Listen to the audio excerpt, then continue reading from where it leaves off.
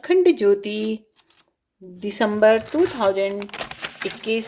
शीर्षक है मानवीय उत्कर्ष वर्तमान समय का सबसे महत्वपूर्ण दर्शन। विशेष सामयिक चिंतन। कन्फ्यूशियस के जीवन की एक कथा आती है। उनके निकटवर्ती शिष्यों ने एक बार उनसे प्रार्थना की कि आपका जीवन इतने विलक्षण अनुभवों से सिक्त रहा है, आप अपने जीवन की स्मृतियों को एक आत्मकथा के रूप में क्यों नहीं लिखते। कन्फ्यूशियस प्रख्यात दार्शनिक थे।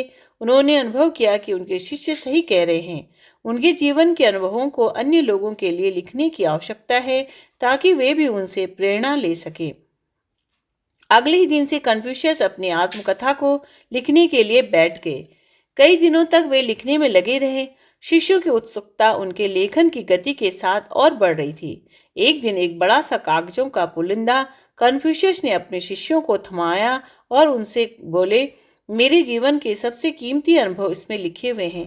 स्वाभाविक था कि शिष्य उसे तुरंत पढ़ना चाहते थे। उन्होंने उन कागजों को पलटना प्रारंभ किया, पर उनके आश्चर्य का तब ठिकाना नहीं रहा जब उन्होंने देखा कि लिखे गए सारे कागज पूरी तरह से खाली थे, कोरे थे। उन्हें लगा कि कन्फ्यूशियस ने उनके साथ किसी तरह का मजाक किया है। पन्नों को पलटते हुए जब वे अंतिम पन्ने पर पहुंचे तो उन्होंने देखा कि वहां लिखा हुआ था कि मेरे जीवन के सबसे कीमती अनुभवों को ना तो बोल पाना संभव है, ना लिख पाना संभव है और ना उन्हें बता पाना संभव है। उन्हें तो बस अनुभव ही कर पाना संभव है। कुछ वैसा ही अनुभव हमें तब होता है जब हम परम पूज्य गुरुदेव के का परिचय देने का प्रयत्न करते हैं, क्योंकि उनके व्यक्तित्व को भी ना तो सम्यक रूप से बोल पाना संभव है, ना सम्यक रूप से लिख पाना संभव है और ना उसे सम्यक रूप से पढ़ पाना संभव है। उनको तो बस अनुभव कर पाना संभव है। जैसे अनंत आकाश को बस अनुभव ही किया जा सकता है, प्रकाशित सूर्य को बस अनुभव किया जा सकता है, वैसे ही पूज्य गुरुदेव को, उनके व्यक्तित्व को, उनके कृतित्व को बस सही से अनुभव ही किया जा सकता है। उनके विराट स्वरूप को शब्दों की सीमा में बांध पाना संभव नहीं है। सारांश में कहें तो वे उन महामानवों में से एक हैं जिनके अवतरण के लिए धरती ललायित रहती है, उनके दर्शन के लिए सृष्टि संकल्पित रहती है और जिनके संरक्षण के लिए देव शक्तियां प्रतीक्षित रहती है। परम पूज्य गुरुदेव के जीवन के अदृश्य अदृश्य, लौकिक एवं अलौकिक ऐसे तो अनेकों पहलू हैं, उनके व्यक्तित्व के भी अनेकों पक्ष हैं।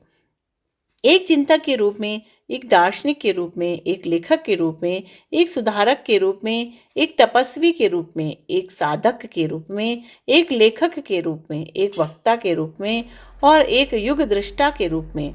वे मात्र एक ऋषि ही नहीं थे, बल्कि एक ऐसे ऋषि थे जो युगों युगों में कभी एक बार आकर इस धरती को धन्य करते हैं। दृश्य जगत में ही उनके द्वारा की गई साधनाएं उच्च स्तरीय रही है, चाहे वो गायत्री के 24 महापुष्चरण हो या सूक्ष्मीकरण की साधना हो, हिमालय की एकांतवास हो या चांद्रायण व्रतों की श्रृंखलाबद्ध तपस्या हो।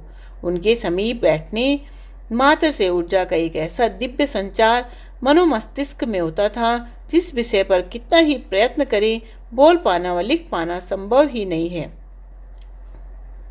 इसी क्रम में परम पूज्य गुरुदेव का दार्शनिक चिंतन आता है, जिसका विस्तार इस पृथ्वी पर उपलब्ध समस्त जल राशि से भी कई गुना ज्यादा विस्तृत एवं व्यापक है। चाहे वो वैज्ञानिक अध्यात्मवाद का चिंतन हो अथवा आध्यात्मिक मानवतावाद या आध्यात्मिक साम्यवाद का चिंतन, परम पूज्य गुरुदेव ने सदैव ही एक अत्यंत व्यापक व विशाल दृष्टि को ध्यान में रखते हुए एक गंभीर दार्शनिक चिंतन दृष्टि को प्रस्तुत किया है।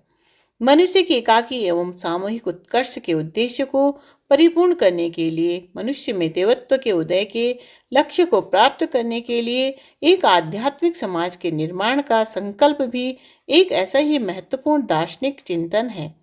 मानवीय विकास क्रम की यात्रा को यदि ध्यान से देखा जाए तो यह अनुभव किया जा सकता है कि मनुष्य ने पहले तो शारीरिक विकास को लक्ष्य बनाया। यह ही कारण था कि एक समय शौर्य, पराक्रम, शारीरिक सौष्ठव, बल, वीरता ये ही मानवीय जीवन के प्रमुख लक्ष्य माने जाते थे।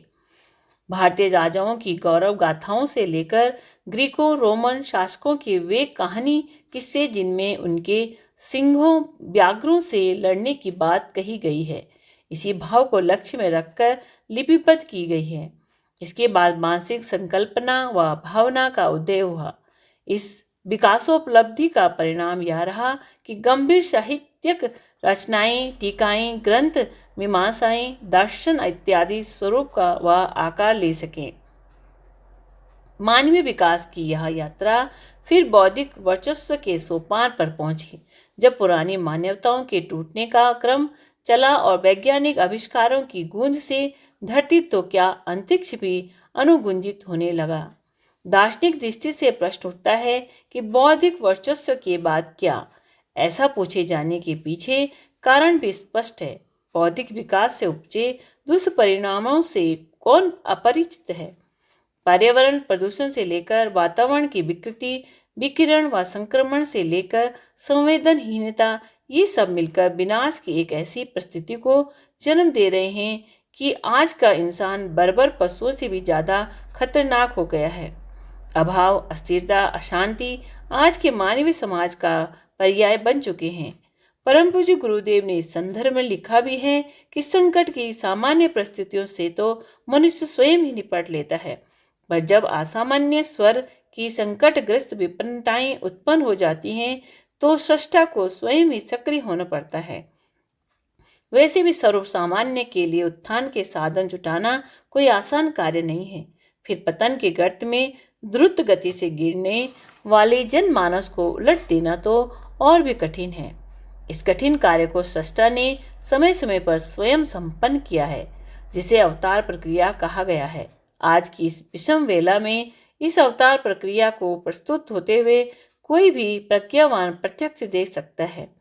युग निर्माण आंदोलन को अपने समय की अवतार चेतना के क्रियाकलापों को मूर्त रूप ही कह सकते हैं, जिसका उद्देश्य इसी आध्यात्मिक समाज की स्थापना करना है, जिसका चिंतन दर्शन परम पूज्य गुरुदेव ने प्रदान किया।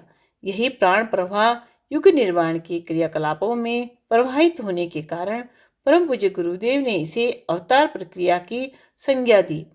इस आंदोलन का लक्ष्य एक दो व्यक्तियों या किसी धर्म संप्रदाय वर्ग विशेष में परिवर्तन लाना मात्र नहीं है, वरन समूची मानव समाज को बदलना है। पूज्य गुरुदेव ने इस समाज के स्वरूप को स्पष्ट करते हुए लिखा भी है कि इस प्रक्रिया के घटने पर मनुष्य की आकृति तो वैसी ही रहेगी जैसी कि अब है, पर अगली शताब्दी में उसकी प्रकृति असाधारण रूप से बदल जाएगी। इसी मानवीय प्रकृति के रूपांतरण के पथ को मानवीय उत्कर्ष का पथ कहकर पुकारा जा सकता है। ध्यान से देखें तो मानवीय जीवन वास्तव में उत्कर्ष का ही पर्याय है। मानवीय चिंतन में दूसरों से परे जाने की क्षमता, सामान्य से कुछ अधिक कर गुजरने की जो क्षमता विद्यमान है, वही क्षमता मानवीय उत्कर्ष के रूप में परिलक्षित होती है। परम पूज्य गुरुदेव का यह चिंतन ही आध्यात्मिक समाज की स्थापना की पृष्ठभूमि तैयार करता है और यह एक सर्वोपरि आवश्यकता कही जा सकती है कि मानवीय उत्कर्ष से संबंधित समस्त विधाओं पर अब गंभीर शोध अध्ययन किए जाएं। परम पूज्य गुरुदेव के विचार जो लिप्साओं की हवस बुझाने के लिए संतों के कष्ट साध्य तप की जेब काटने को फिरा करते हैं, उन्हें ना तो भक्त कहा जा सकता है और ना शिष्य। मात्र जीभ हिला देने भर से तो कोई आशीर्वाद फलित होता नहीं। इसके साथ तप का भी एक बड़ा अंश देना पड़ता है। किसी संत का तप लेकर अपना विलास वैभव बढ़ाना अध्यात्म तत्व ज्ञान से कोसों दूर की बात है। इसमें तो तपना पड़ता है। तप से ही प्रक्षुब्ध शक्तियों को जगाते हुए मनुष्य महान बनता है। राधे कृष्ण।